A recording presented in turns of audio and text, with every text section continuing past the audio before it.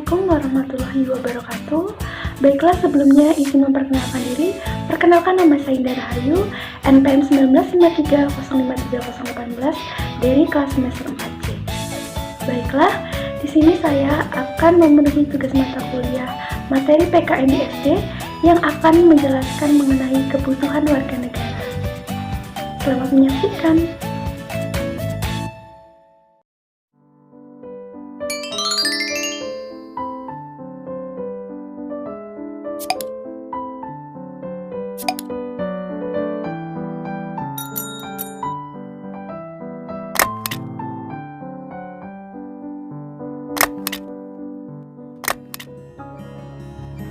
Baiklah, di sini saya akan menjelaskan mengenai kebutuhan warga negara.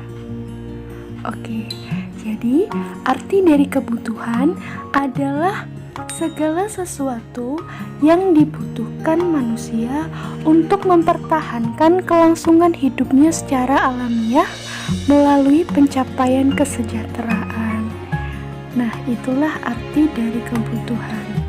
Sedangkan arti dari warga negara ialah penduduk sebuah negara berdasarkan keturunan, tempat kelahiran, dan sebagainya yang mempunyai kewajiban dan hak penuh sebagai seorang warga dari negara itu.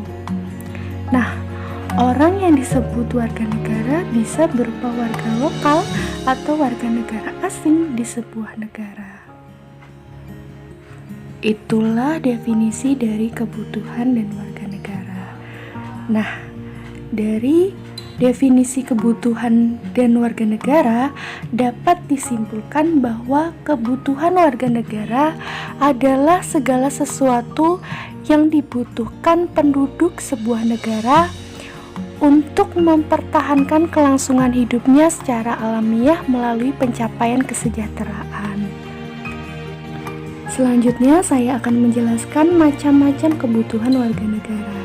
Macam-macam kebutuhan warga negara terdiri dari: yang pertama, harga diri sebagai warga masyarakat; yang kedua, kebebasan berorganisasi; yang ketiga, kemerdekaan mengeluarkan pendapat; yang keempat, prestasi diri; yang kelima, persamaan kedudukan warga negara; dan yang terakhir yaitu hidup aman dan damai.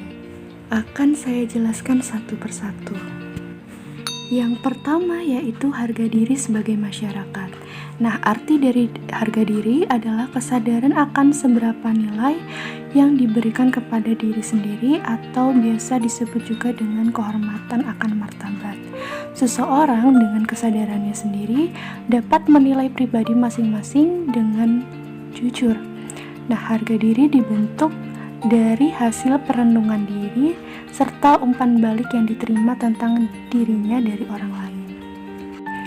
Nah, harga diri ini penting untuk dimiliki manusia agar manusia mampu bercermin diri tentang apa, siapa, dan bagaimana dirinya, serta mampu mempertahankan martabatnya sebagai makhluk Tuhan Yang Maha Esa. Dan selain itu juga, harga diri merupakan sesuatu yang harus kita jaga.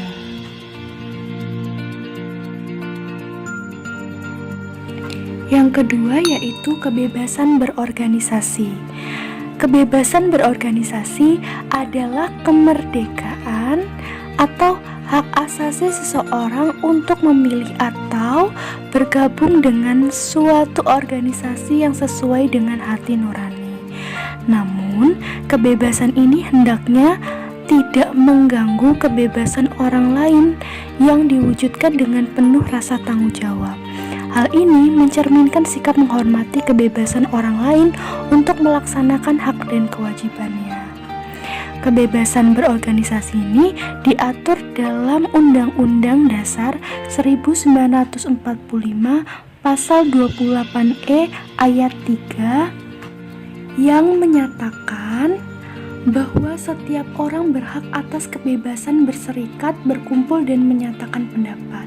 Artinya, setiap warga negara Indonesia memiliki hak untuk bebas memilih atau membentuk suatu organisasi atau kelompok yang sesuai dengan minat yang mereka miliki.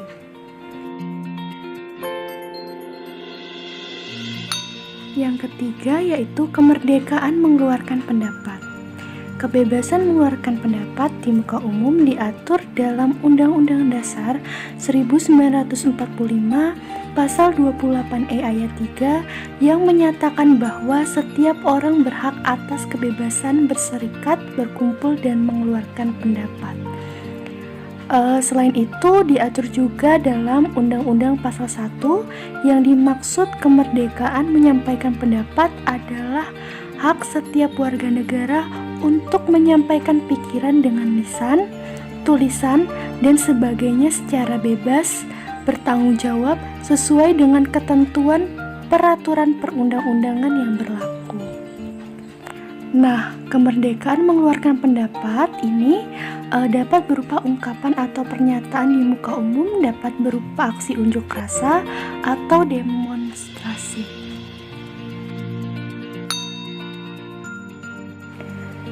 Tujuan pengaturan mengenai kemerdekaan menyampaikan pendapat di muka umum yaitu yang pertama, mewujudkan kebebasan yang bertanggung jawab sebagai salah satu pelaksanaan hak asasi manusia yang sesuai dengan Pancasila dan Undang-Undang Dasar 1945. Yang kedua yaitu mewujudkan perlindungan hukum yang konsisten dan berkesinambungan dalam menjamin kemerdekaan menyampaikan pendapat. Yang ketiga yaitu mewujudkan iklim yang kondusif bagi perkembangan partisipasi dan kreativitas sebagai warga negara sebagai perwujudan hak dan tanggung jawab dalam kehidupan demokrasi.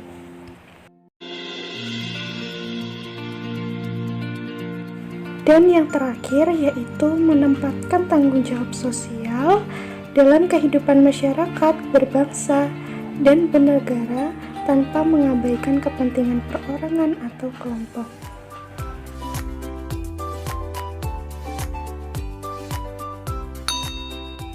Kebutuhan warga negara yang keempat yaitu prestasi diri. Nah, prestasi diri merupakan wujud nyata optimalisasi pengembangan potensi diri.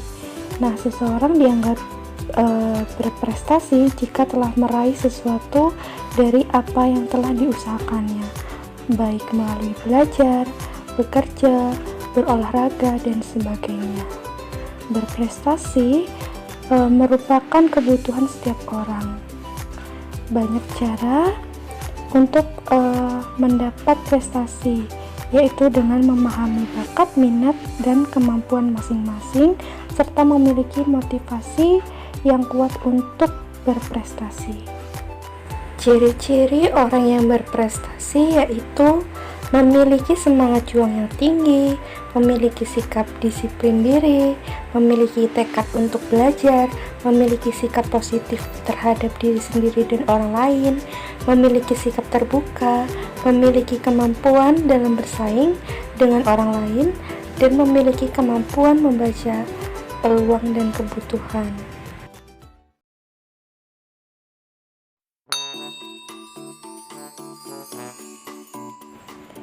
Selanjutnya, macam-macam kebutuhan warga negara. Yang kelima yaitu persamaan kedudukan warga negara. Manusia ini diciptakan oleh Tuhan Yang Maha Esa dengan harkat, martabat, dan derajat yang sama, yang masing-masing mempunyai hak dan kewajiban sebagai warga negara.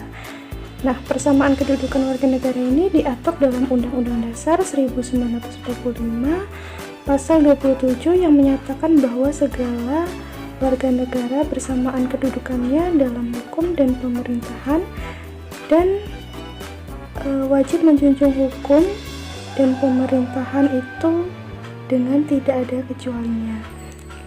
Selain itu, warga negara juga memiliki hak konstitusional seperti perlindungan dan kepastian hukum yang adil, upaya pembelaan negara, bebas dari penyiksaan atau perlakuan yang merendahkan martabat kemanusiaan, dan lain-lain.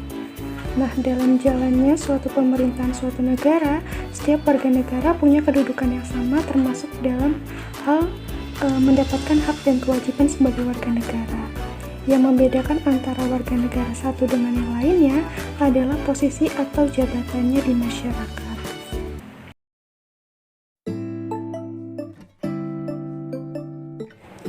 Dan yang terakhir yaitu hidup aman dan damai.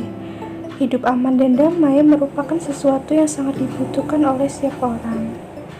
Nah, kegiatan pembangunan di suatu negara ini akan berjalan dengan lancar jika keadaan negara aman dan damai.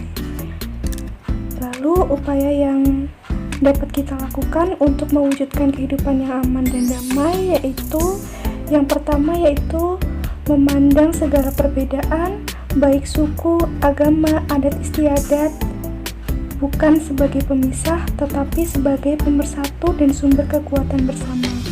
Yang kedua yaitu mengutamakan kepentingan negara. Yang ketiga, mematuhi peraturan yang berlaku. Yang keempat, melaksanakan tugas dan kewajiban sebagai warga negara. Yang kelima, membina kerukunan dan pengembangan sikap saling menghormati dan tenggang rasa.